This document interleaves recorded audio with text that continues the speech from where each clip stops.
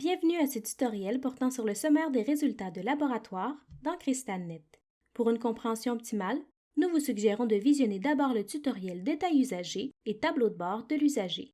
Dans ce tutoriel, vous apprendrez à utiliser adéquatement les filtres et les options de tri du sommaire des résultats de laboratoire, consulter les résultats structurés de laboratoire, les rapports, l'antériorité des résultats et le journal de la requête dans CrystalNet. Dans l'onglet Laboratoire du détail usagé, vous verrez les différents filtres possibles ainsi que le tableau sommaire des requêtes et des résultats de laboratoire. Attardons-nous d'abord aux filtres. Ici, il est possible de filtrer les requêtes selon le type de résultat. Tous les résultats, résultats critiques, résultats anormaux. Notez qu'en filtrant par résultats anormaux, les résultats critiques s'affichent également. L'icône d'information permet de visualiser les différents codes d'interprétation des analyses. Vous pouvez également rechercher des requêtes selon la date de prélèvement ou la date de dernière modification. Par défaut, les requêtes des 365 derniers jours sont affichées. Le nombre de jours, dans le passé ou dans le futur, peut cependant être configuré par votre établissement. Grâce à la barre de recherche, vous pouvez effectuer une recherche par nom d'analyse, de catégorie, de groupe d'analyse ou encore par nom de prescripteur. Le bouton « Rechercher » permet de lancer la recherche alors que l'icône suivante permet de réinitialiser les filtres. Juste en haut du tableau, d'autres filtres permettent de raffiner la recherche. En effet, vous pouvez afficher tous les résultats de laboratoire disponibles pour l'usager. Vous pouvez aussi faire afficher uniquement les résultats non consultés ou seulement les résultats consultés par l'utilisateur en session. Les résultats non consultés s'affichent en gras dans le tableau. Ces boutons permettent de modifier la hauteur des lignes du tableau et ainsi d'afficher davantage de résultats ou d'en améliorer la lisibilité. La flèche est utile si vous souhaitez rafraîchir les informations contenues dans le tableau. Pour voir toutes les requêtes inscrites au tableau sommaire des résultats de laboratoire selon les filtres en vigueur, il suffit d'utiliser la barre de défilement. Les renseignements suivants se trouvent dans le tableau. La date, soit la date prévue du prélèvement, qui se distingue par la présence de cette icône à sa droite, ou la date à laquelle le prélèvement a été réalisé.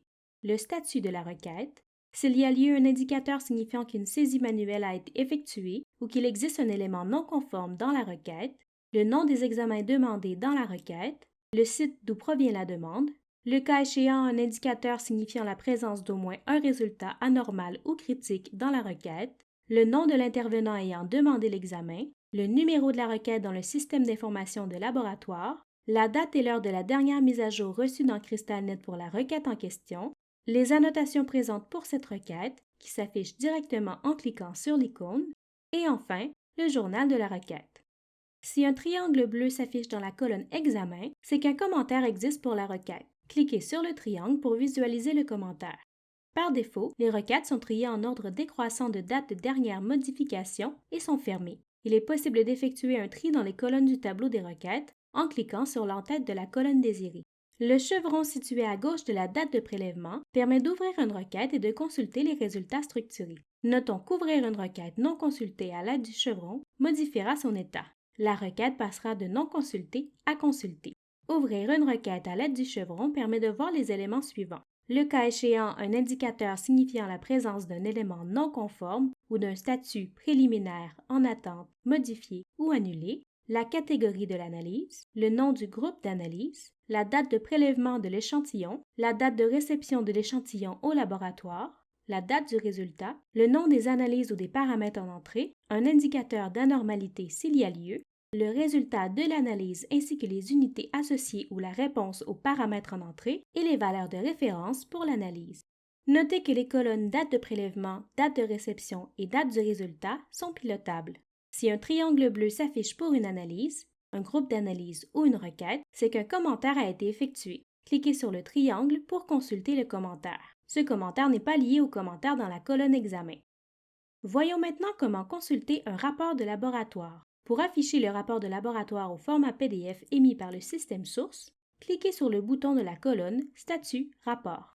Dans le visualiseur, une barre de défilement permet de consulter toutes les pages du rapport. Le numéro de la requête s'affiche dans l'entête du rapport. La partie gauche de l'écran reste accessible afin de pouvoir naviguer d'un rapport à l'autre. La section Annotations permet de consulter les annotations antérieures pour le rapport sélectionné. L'utilisateur détenant les droits requis peut annoter le rapport en cliquant sur le bouton Annoter. Notez que pour que le bouton Annoter s'affiche, le rapport doit être également présent au dossier patient électronique. Pour ajouter une annotation, il suffit de sélectionner une annotation prédéfinie ou d'en saisir une dans le champ Texte. Cliquez ensuite sur Enregistrer. Cliquer sur le bouton Confirmer la lecture permet de confirmer la lecture du résultat de laboratoire. Certaines conditions doivent être respectées pour que cette option soit disponible à partir du sommaire des résultats de laboratoire. Cliquer sur le bouton Imprimer permet de lancer l'impression du rapport en format PDF. Cliquez sur le X dans le coin supérieur droit pour fermer le rapport et revenir au tableau sommaire des résultats. Notons que si le rapport partiel ou complet n'a pas encore été produit, l'utilisateur ne peut pas cliquer dessus. Ouvrir un rapport pour une requête non consultée modifiera son état. Elle passera de non consultée à consultée. La fonctionnalité Antériorité des résultats permet de consulter les résultats des analyses de laboratoire sous forme de tableau ou de graphique pour une période de temps désirée. Pour consulter l'antériorité des résultats, sélectionnez d'abord les analyses désirées, soit sur la ligne d'une requête ou dans le détail de la requête. Notez que c'est en sélectionnant une requête ou une analyse que le champ Antériorité des résultats sur et le bouton Consulter l'antériorité deviennent actifs. Cliquez ensuite sur Consulter l'antériorité. La fenêtre Antériorité des résultats s'affiche. Ici, vous pouvez modifier la période pour laquelle vous souhaitez voir s'afficher les résultats antérieurs, puis cliquez sur le bouton pour rafraîchir le tableau. Cliquer sur un résultat dans le tableau d'analyse permet d'accéder au rapport de chaque requête en format PDF. Le rapport s'affiche à droite de l'écran. Dans le visualiseur, une barre de défilement permet de consulter toutes les pages du rapport. Pour fermer le rapport, cliquez sur le X dans le coin supérieur droit. Pour faire afficher l'antériorité des résultats sous forme de graphique, sélectionnez les analyses désirées et cliquez sur Générer un graphique. Le fonctionnement de ce graphique est identique à celui des tendances des résultats. Pour en savoir davantage, nous vous invitons à visionner le tutoriel à ce sujet.